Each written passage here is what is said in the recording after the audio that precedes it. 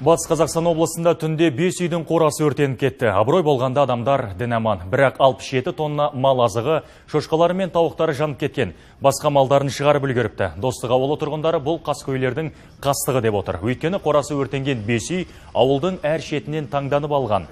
Тіпті бір мезетте отқа оранғанын айтады. 2 ай бұрын да осындай жағдай орын алғанын жеткізіп отыр.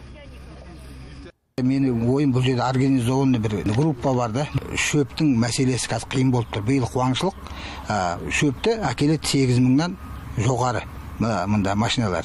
Вот енді біз ала алмаймыз, алғанымыз салдық енді.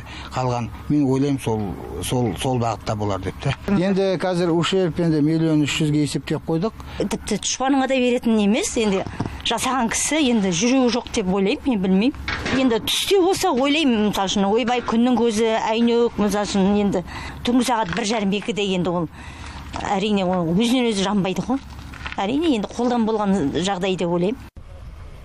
Төтенше жағдай мамандарының да алдын ала жасаған болжамы осыған ұқсас. Қазір Бәйтерек ауданында арнайы мамандардан штаб құрылған. Ол өрттің нақты неден шыққанын анықтап, келтірілген шығынды есептемек. Сондай-ақ жапа шеккендерге өтемақы төлеу жайында шешпек. Ал кімнің кінәлі екендігін табу полицияға жүктелді. Құзырлылар біреудің дүние мүлкін қасақана бүлдіру бабымен қылмыстық іс қозғаған.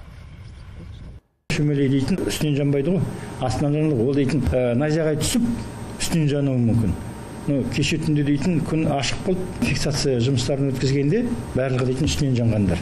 Бір уақытта жанып тұр ғой барлығы. Кішкене алыстау тұрған үйдің ауылға қарай жолында дейтін уже велосипед табылды.